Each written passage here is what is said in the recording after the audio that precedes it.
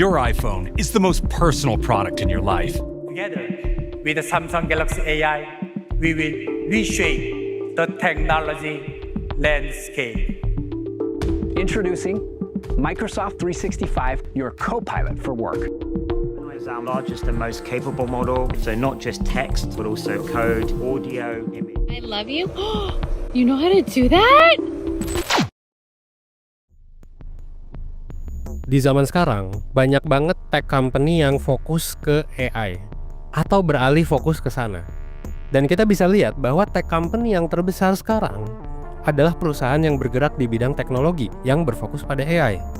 Bahkan, saking gedenya pengaruh AI terhadap dunia zaman sekarangnya. Anthropic, kalau lu udah sering pakai AI, lu pasti tahu perusahaan ini. Tapi kalau lu belum tahu, itu masalah besar. Karena Anthropic ini adalah salah satu pesaing terbesar OpenAI. Ya, dia yang bikin cloud. Dan dia bilang bahwa bakal ada kejadian besar yang mungkin kita bisa bilang sebagai dalam tanda kutip kiamat AI. Kalau pemerintah US atau pemerintah di seluruh dunia itu nggak bereaksi dalam 18 bulan untuk meregulasi AI. Stating that we have 18 months, just 18, before something catastrophic happens within AI. Bahkan Jensen Huang ya, itu dia ke Indonesia dan ya makan gultik ya, dan ngobrol bareng Najwa Shihab. Dia bilang kalau di masa depan orang-orang tuh udah nggak perlu belajar ngoding lagi. Most people won't need to code. Coding will not be necessary. Now, of course, for most people, we still need a lot of computer scientists and we still need to code. Dan gue juga setuju ini. Dan gue malah lebih setuju dengan pernyataan yang lebih ekstrim. Kita udah nggak perlu belajar apa-apa lagi. Belajar hal teknis kayak nulis, desain, dan lain-lain gitu ya. Karena ya udah semua bakal diambil alih sama AI. Nah yang jadi pertanyaan adalah terus gimana nih nasib kita yang baru lulus, sekarang baru nyari kerja gitu ya. Yang sekarang tuh lu mungkin udah 4 tahun belajar desain, tiba-tiba nanti bisa di take over. Terus gimana nasib orang-orang yang sudah punya kerja gitu, apakah jadi diancam untuk terpecat gitu ya? Atau justru kedatangan AI ini adalah peluang malah untuk masa depan, terutama tahun 2025 yang bisa kita manfaatin. Karena ya kita tahu sendiri, yang bahaya justru bukan AI-nya ternyata, kalau kata banyak orang. Tapi justru yang bahaya adalah ketika manusia memakai AI, terus dia bisa ngalahin semua manusia lain yang nggak pakai AI. Nah, welcome to 1% ya. Di video kali ini kita bakal bahas peluang bisnis dari belajar AI di tahun 2025 yang dipersembahkan oleh Canva. So, simak videonya sampai habis karena semuanya udah bisa di Canva-in aja.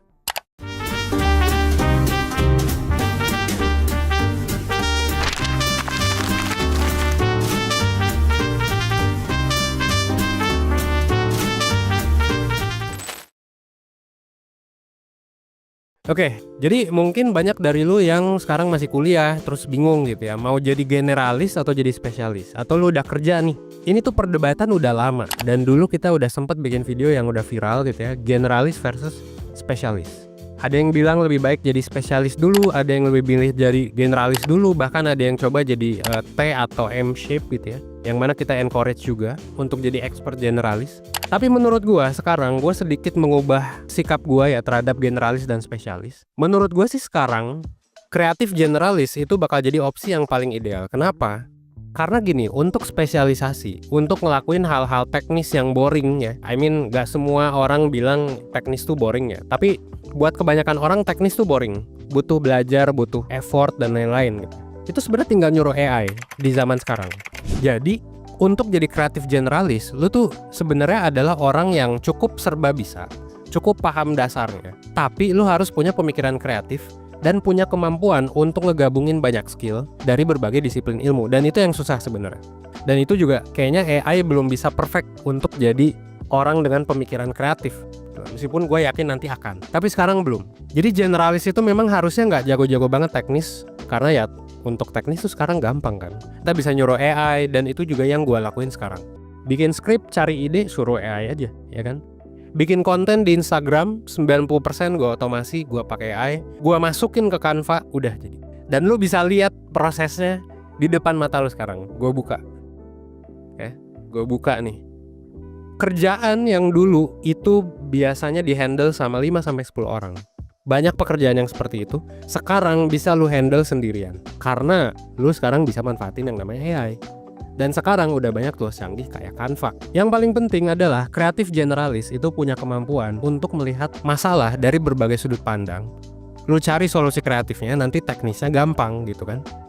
Nah ini seringkali terlewatkan oleh orang yang terlalu fokus di satu bidang gitu. Atau bahkan malah lebih susah gitu ya buat spesialis tuh untuk mikir kayak gitu karena dia ya kacamata kuda aja gitu kan. Jadi selama lu udah paham banyak dasar dari berbagai bidang, ya contohnya lu paham desain, teknologi, marketing, lu tech savvy ya, yang kedua tech savvy dan bisa pakai tools terkini, bisa pakai AI. Yang ketiga lu open minded ya, bisa berpikir holistik, melihat masalah dari berbagai sudut pandang gitu, lu ngegabungin jadiin solusi. Itu lu udah bisa untuk jadi solopreneur. Dan lu udah bisa untuk cuan lebih gede dari banyak orang. Meskipun kata orang ekonomi tahun 2024-2025 mungkin bakal nggak baik-baik aja, tapi kalau lu punya kemampuan kayak kreatif generalis, harusnya lu bisa survive. Jadi gini, AI itu memang diprediksi bakal mengambil banyak pekerjaan manusia kan. Tapi kan ini kita nggak tahu kapan. Ya kan, bisa aja tahun depan, bisa aja 10 tahun lagi, apalagi di Indonesia. Yang sekarang aja masih ada nih orang yang ngedit files itu email-emailan ya kan, ngedit desain itu di email raw filesnya dulu terus diedit gitu. Itu masih kejadian pakai flash disk ya, itu masih ada sampai sekarang. Jadi mungkin masih lama, mungkin sebentar lagi. Tapi sebelum itu terjadi, lu sebenarnya bisa memanfaatkan keadaan sekarang di mana AI udah muncul nih, dan tools-tools keren udah muncul untuk cari cuan, untuk bikin side hustle, untuk punya peluang bisnis tambahan. Karena Indonesia masih ketinggalan jauh lah soal adopsi AI. Ini juga didukung sama data ya. Jadi kayak kalau kita lihat dari survei, ini dari PwC ya, sekitar 53% CEO di Indonesia itu bilang kalau generatif AI belum diterapkan sama sekali di perusahaan mereka. Dan ini jauh lebih tinggi ya dibandingkan 41% di Asia Pasifik. Jadi di Jepang ya, di Asia yang lain gitu selain Indonesia tuh memang masih banyak belum diterapkan juga. Menariknya adalah 70% CEO itu percaya AI itu bakal bisa ningkatin produktivitas mereka dan daya saing mereka, dan ini bikin karyawan tuh harus belajar skill baru karena kalau enggak ya bakal dipecat aja, bakal keluar gitu. Nah terus pertanyaannya gimana caranya gitu untuk kita ngerti pakai AI, untuk kita bisa cuan pakai AI gitu. This is a whole new global technology industry reset. And so you need to know that you are exactly where everybody else is now. Basically sekarang tuh kalau kata Jensen Huang ya, ini sekarang tuh adalah complete reset. Setiap orang itu punya kesempatan yang sama. Ya selama lu punya internet, lu punya kesempatan yang hampir sama dengan semua orang yang punya privilege lain di luar sana untuk bikin side hustle, untuk bikin passive income, untuk bikin active income ya. Ini meskipun sekarang Indonesia masih tertinggal, lu mungkin adalah 1-10% orang yang memutuskan untuk ya udah gue bisa pakai AI. Ini jadi peluang emas buat lu belajar dan siap memanfaatkan AI sebelum adopsinya makin gila di masa depan. Dan untuk mempersiapkan lu juga supaya nanti siapa tahu ada pekerjaan soal AI, lu bisa ngambil pekerjaan itu. Atau mungkin kalau lu adalah orang yang sekarang di industri kompetitif, ya contohnya industri kompetitif menurut gua adalah content writing, sosmed gitu. Daripada lu jadi orang sosmed biasa doang, kan lebih oke kalau misalnya lu jadi sosmed manager tapi lu bisa pakai tools AI, lu bisa otomasi, lu bisa mainin API gitu kesana kemari. Ya itu lu bakal digaji jauh lebih gede. Orang bakal nge-hire lu daripada orang sebelah yang skillnya mungkin lebih jago tapi ya bisa digantiin AI gitu. Kalau kita kasih contoh gitu ya, ini tuh sama kayak Bill Gates sama Steve Jobs. Itu tuh mereka beruntung mereka lahir dan muda di masa-masa ketika teknologi kayak hardware dan software itu berkembang sangat pesat banget. Jadi mereka hoki jatuhnya ya. Ada hoki juga jadi orang-orang pertama yang masuk ke dunia itu. Sama juga kayak Mark Zuckerberg di umur 18-19 ya. Di masa mudanya, tren website itu lagi naik banget dan dia bikin sosial media riding the trend sampai sekarang. Jadi orang terkaya di dunia. Jadi sekarang lu mau nunggu apa lagi cuy? Gitu. Orang-orang di luar sana di Amerika itu udah punya mobil, orang nggak perlu nyetir gitu. Jensen Huang udah invest ke berbagai negara ya. Lu tunggu apa lagi untuk ngelakuin sesuatu, ya kan?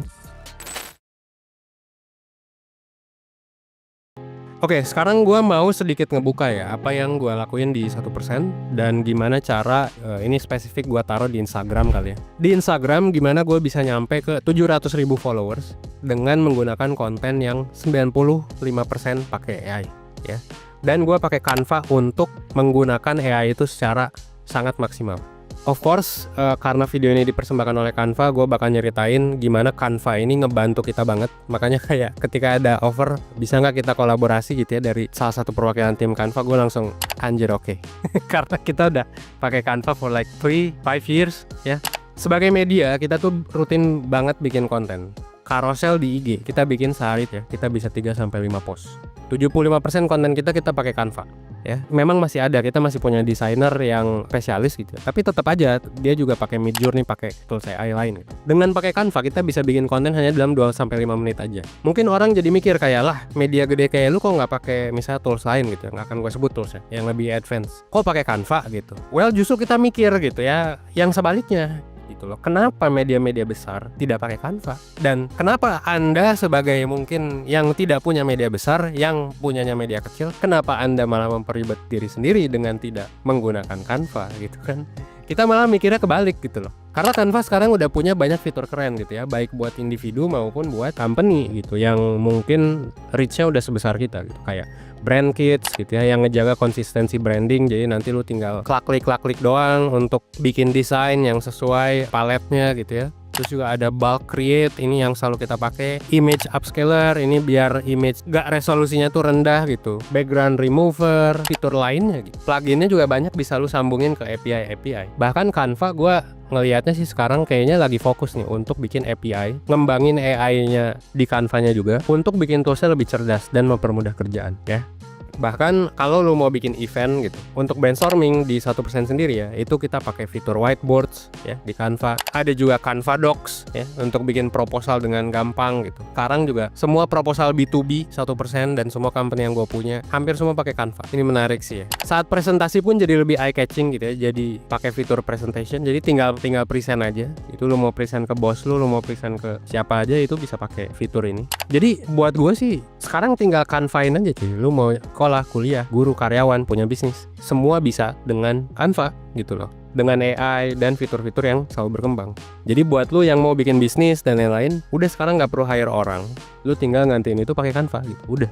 Kerja lu bisa lebih maksimal, cuan lu bisa lebih banyak, lu nggak perlu bagi-bagi duit lu dengan mungkin karyawan-karyawan yang bisa jadi nggak seproduktif tools AI gitu ya. Jadi ini ya oke banget sih buat bisnis-bisnis kecil yang mungkin belum mampu untuk membayar karyawan gitu ya. Nanti kalau udah mampu mungkin bisa employ karyawan untuk mengerjakan hal-hal ya kayak API gitu ya, ngatur-ngatur kayak gitu. Tapi untuk sekarang sebenarnya ini adalah era buat solopreneur. Gue coba kasih salah satu contoh. Gue sekarang buka yang namanya sewa PS gitu ya. Lu bisa lihat aja, namanya tuh sewapsbandung.com sama sewapsbali.com. Dan ini jadi salah satu ya semi passive income gue lah sekarang. Dan apa yang gue lakuin? Gue cukup bikin konten. Pertama gue bisa brainstorm dengan tools AI, langsung bikin di Canva ya. Terus juga gue bisa bikin bisnis modelnya juga di Canva juga. Lu bisa bikin logo, brand kits, template design itu di Canva. Templatenya jadi, gue tinggal bikin konten, gue tinggal publish. Lu bisa lihat aja sewapsbandung.com, sewapsbali.com. Gitu ya, di IG, di TikTok ada. Gue hampir tiap hari dapat orderan dari sini. Gitu ya, dan ya at the end of the day lu bisa ya udah tinggal cukup tahu Canva ya. Bahkan Canva gratis guys.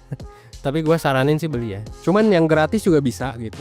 Udah bisa lu Canva-in aja tuh. Dan ya tentu ini adalah ancaman ya buat orang yang nggak punya skill apa-apa, yang nggak mau pakai AI, yang nggak bisa pakai tools teknologi zaman sekarang gitu. Itu malah jadi ancaman banget. Dan tinggal lu sekarang mau milih lu ada di mana gitu. Karena gini, kalau kita sibuk berdebat gitu. Misal gua nggak mau karena nggak keren gitu, kurang kompleks toolsnya, atau kalau AI juga kan ada banyak perdebatan gitu. Tapi kan ini trainingnya pakai data-data itu. Ya sebenarnya kita bisa berdebat kayak gitu. Tapi kan mau kita berdebat kayak gimana pun gitu ya, selama ini dunia terus maju, bener-bener kagak bisa di stop cuy gitu ya. Dan kalau kita nggak ngelakuin sesuatu untuk diri kita sendiri, ya kita bener-bener sangat bisa ketinggalan gitu loh ya. Jadi kita di sini bukan memperdebatkan kayak etika atau moral dulu. Kalau menurut gua sih kayak menurut gua udah langsung pakai aja sih gitu ya. Coba belajar toolsnya, terus kayak coba sebisa mungkin pakai biar ini bermanfaat buat diri lu gitu. Apalagi sekarang juga kan ini tools kayak gini banyak dipakai buat kejahatan kan. Jadi kayak dengan lu paham dengan tools kayak gini, ini sebenarnya bisa menghindari lu dari kejahatan juga.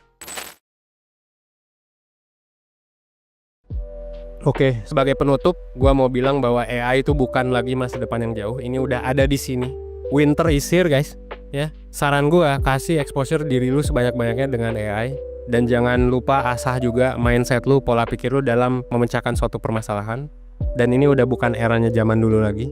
Dan seperti di awal gue mau ngingetin bahwa ada yang namanya Canva, dan Canva bisa ngebantu buat aktivitas sehari-hari lo karena bisa bikin desain profesional dengan cepat, gak perlu skill desain yang advance.